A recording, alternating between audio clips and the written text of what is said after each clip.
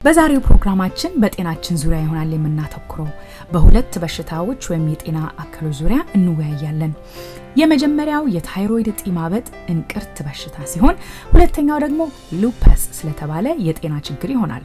እንቅርት በህፃናት እንዲሁም በአዋቂዎች ላይ ከሚከሰቱ የእጢ ችግሮች መካከል አንዱ የታይሮይድ እጢ ላይ የሚከሰት በሽታ ነው።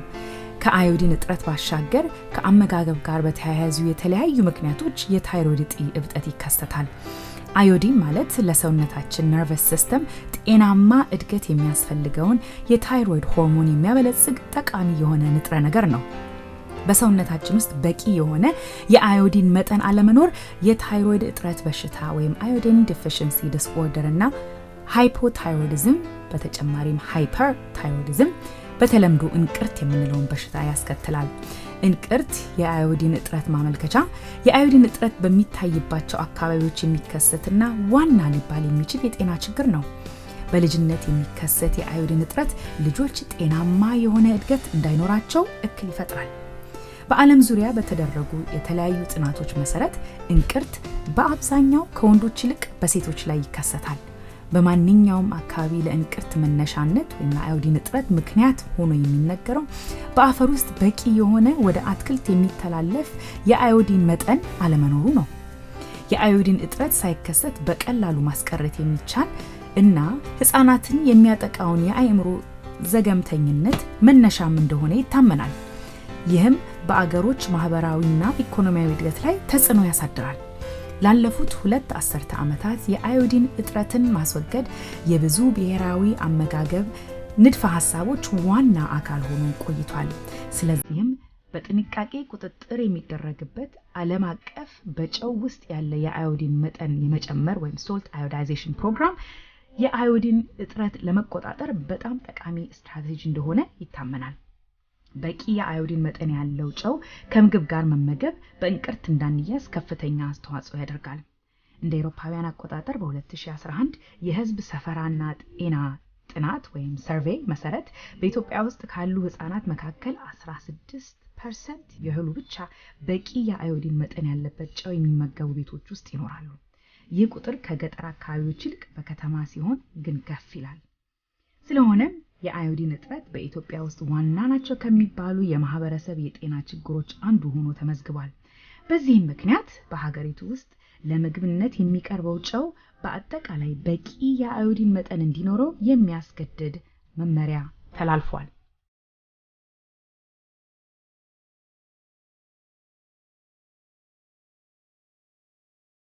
ወደ ሉፐስ ደግሞ ስንመጣ ሉፐስ ሌላው አነጋጋሪው ጥንቃቄ የሚያሻው በሽታ ነው። ይህ በሽታ መንስኤው በትክክል ያልታወቀ ነው። ሉፐስ እንደ HIV ኤድስ ተላላፊ በሽታ ባይሆንም እንደ ካንሰር መድኃኒት ያልተገኘለት ምልክቶቹ ታውቀው አስፈላጊ ክትትልና ሕክምና የሚያስፈልገው አሳሳቢ አነጋጋሪ በሽታ ነው። እንደ አንዳንድ ጥናቶች በአብዛኛው ሴቶችን የሚያጠቃ ሲሆን የበሽታው ምልክት መታየት የሚጀምረው እድሜያቸው ከ15 እስከ 44 ባሉ ዘንድ ነው። በሰሜን አሜሪካ በሽታው በብዛት የሚያጠቃው ጥቁር አሜሪካውያንን ቢሆንም በአፍሪካ እምብዛም የለም የሚባል ያልተስተካከለ አመለካከት አለ።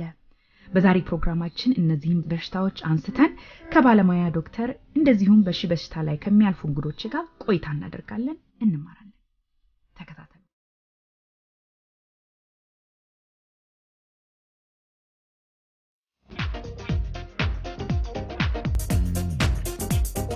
ሰላም ተመልካቾቻችን እንኳን ደህና ቆያችሁን። እንግዲህ መግቢያችን ላይ እንደሰማችሁት ሁለት የተለያዩ በሽታዎችን አንስተን ነው ዛሬ በፕሮግራማችን ላይ ቆይታ የምናደርገው።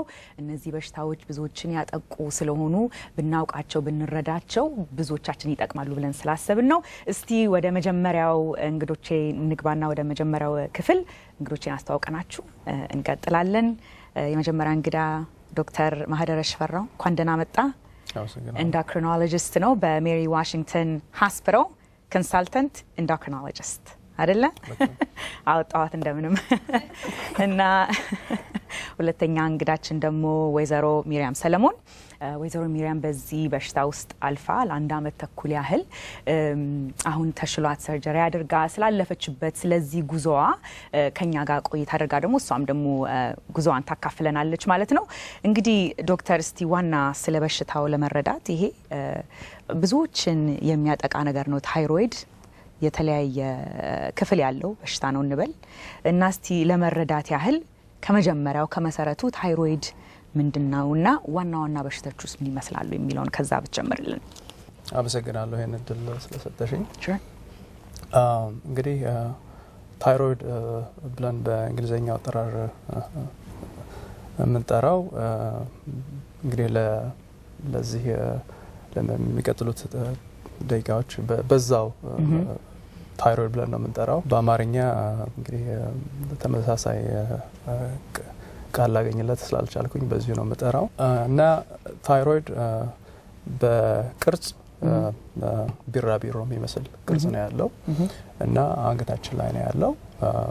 በክብደቱ ምናልባት ከ20 እስከ 30 ግራም የሚመዝን ግላንድ ወይንም ሆርሞን የሚያመርት የሰውነታችን ክፍል ነው። ሰዎች በተለያየ አይነት የታይሮይድ በሽታ ሊያዙ ይችላሉ። በተለይም ደግሞ በሴቶች ላይ በብዛት ሊታይ የሚችል በሽታ ነው።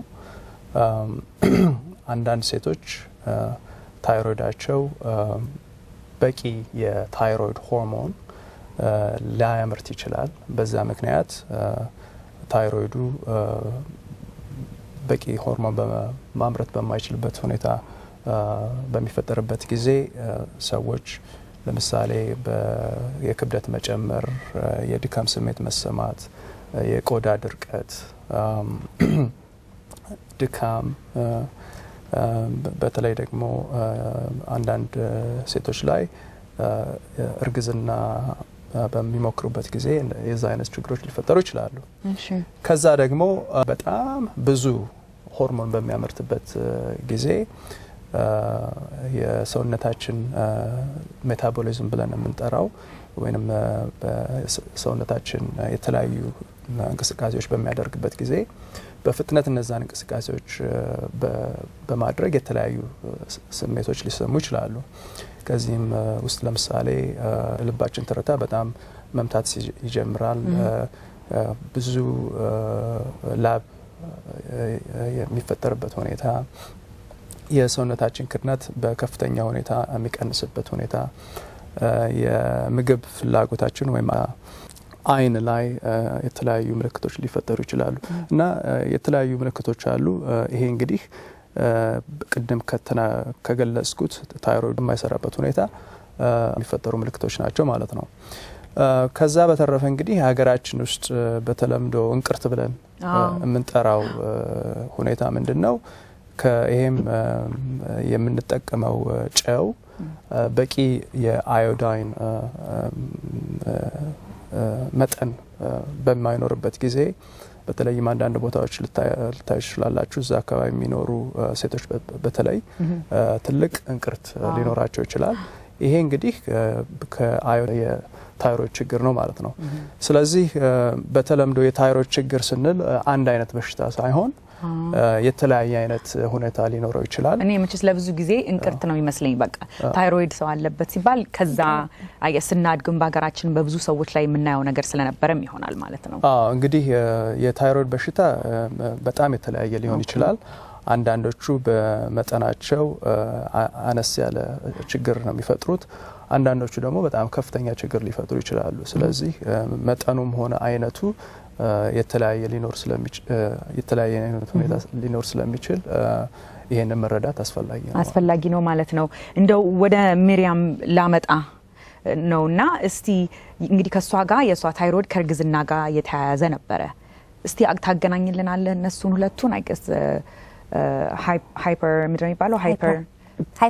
hyperthyroid and then ደግሞ hypothyroid የሚባል አለ አይደለ ከሁለቱ እስቲ የሚሪያምን ብታስረዳ እንግዲህ በእንግሊዘኛው አጠራር hyperthyroidism ብለን የምንገልጸው ታይሮይድ በከፍተኛ ደረጃ ብዙ የታይሮይድ ሆርሞን ወይንም ፈሳሽ ሞለኪውሎችን በለው በሚያመርትበት ጊዜ ያ ሃይፐር ይባላል እንግዲህ ይሄ በአማርኛው ታይሮይድ በከፍተኛ ደረጃ ብዙ የታይሮይድ ሆርሞን በሚያመርትበት ጊዜ ወይም በሚፈጥርበት ጊዜ ማለት ነው ይሄ ነው እንግዲህ ሚሪያም የነበራት ሁኔታ ከርግዝናዋ በተቀራረበ የጊዜ ኢንተርቫል ተፈጠረ እንጂ አንዳንድ ሰዎች ላይ ከርግዝናም ጋር ምንም በማይገናኝ ሁኔታ ሊፈጠር ይችላል እና እዚህ ላይ ምንድነው እንግዲህ የምናየው ለዚህ ነገሮች ይሄንን አይነት ሁኔታ በብዛት የምናይባቸው ሰዎች ምን አይነት ሰዎች ናቸው የሚለውን ነገር ማወቅ ያስፈልጋል እንግዲህ ዋናው በጣም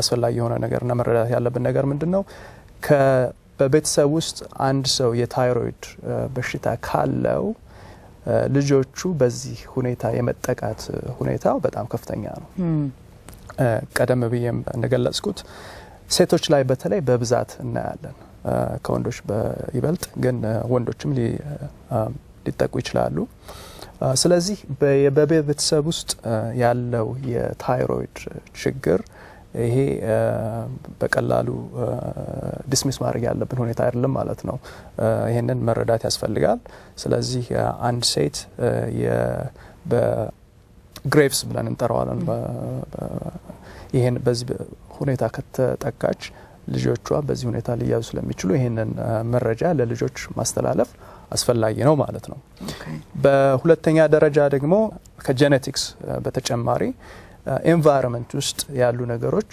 ይሄንን ነገር ሊፈጥሩ ይችላሉ ከጄኔቲክስ ጋር በመተባበር ማለት ነው ይሄ ምንድነው ለምሳሌ አንዳንድ ሰዎች ስትሬስ ወይንም ጭንቀት ላይ ባሉበት ጊዜ ሁኔታው ሊፈጠር ይችላል እስቲ ሚሪያም ወዳንቺ ልምጣ አሁን እንደው ዶክተር ከጠቀሰልን ጋር ያንቺ የመጀመሪያ ምልክቶቹ አንደኛ ቤተሰብሽ እናትሽ ነበረባቸው እህትሽ ነበረባት ልጅ መጀመሪያ ልጅሽን ከወለድሽ በኋላ ያወቅሽው ነገር ነው አይደለ ወይስ ስለ ራስሽ መንገድ እስቲ ንገሪኝ ስለ ታይሮይድ ከዚህ በፊት አውቃለሁ ማቀበት ምክንያት ደግሞ ምንድነው እናቴ ኢትዮጵያ ያለ ልጅ ያለ ሰርጀሪ አድርጋ ታውቃለች ከዛ ደግሞ እህቴ ከ20 ዓመት በፊት እንደዚህ ሃይፐርታይሮይድ ይዟት ኒውጀርሲ ስንኖር ሰርጀሪ አድርጋ ታውቃለች የኔ ግን ምንድነው የኔ ነበረኝ ምንድነው ፖስት ፕሬግናንሲ አግሬሲቭ ሃይፐርታይሮይድ ነበረ ሶ ማለት ከርግዝና በኋላ ሲመጣ መጀመሪያ እጄን ቀጠቀጣል ልቤ ከመቶ በላይ በጣም ይመታል ስዌት አደርጋለሁ ማይ የኮንሰንትሬሽን ሌቭል የለኝም በቃ በጣም አጅቲያ ሀሳቤ ይከፋፈላል እና ምን አድርጌ ነበረ ከፕሬግናንሲ ጋር አገናኘሁት አይ በቃ የፕሬግናንሲ ጉዳይ ነው ሆርሞኖች እስኪስተካከሉ ነው ቢካዝ ነው ፕሬግናንሲ ብዙ ነገር ስለሚቀየር ታይሮይድ ነው ብያሳች አላሰብኩበትም የርግዝና ምልክት ነው እርግዝና ለየት ያለ ነው ብለሽ አሰብሽ ማለት ነው አይ ከርግዝና በኋላ ነው የመጣው አይደል ሶ ከርግዝና በኋላ ሰውነት ቦታው እስኪመለስ ድረስ ሆርሞኖች ናቸው አክቲቭ የሚያደርጉት ብዬ እናቴ አንድ ቀን አለች ይሄ ነገር ትክክል አይደለም እና እስኪ ታይሮይድሽ እንደዚህ ስናወራ በጣም ፈጠንኩባት በማወራው ነገር በሚሰራው ነገርና እስኪ ዶክተር ጋር ወሰድሽና የቤተሰብ ዶክተር አለ ምናቀው ዶክተር ገብሬ የሚባል እሱ ይሽና ታይሮይድ ካለሽ ቼክ እናድርግ because ይሄ ልጅሽ መንቀልቀል ምናምን ያሳሰበኝ ነው አለች of course ያ ዶክተር ገብሬ ጋር ስንሄድ ታይሮይድ ሌቭሌ በጣም ሃይ ነበር በዛ ጊዜ ደግሞ ዌት ሉዝ አደረኩኝ ጄን ቀጠቀጣል በቃ ሰራው ስራ በሙሉ መያዣ የለው ሃይፐር ሆንኩኝ በጣም 3 ኦፕሽን አለሽ ለትሪትመንት ተባልኩኝ በዛው ነው ያወቅኩኝ ማለት ነው ዋው እስቲ አጥር ያለች እረፍት ወስደን ስንመለስ ደግሞ የሚቀጥለውን ፌዝስ ስለ ትሪትመንት ደግሞም ሪስክ ፋክተር እንደዚህ በሽታውን የሚያነሳሱ ስለሚችሉ ነገሮች ዶክተር ትንስ ጨምርልናለ እረፍት ወስደን እንመለሳለን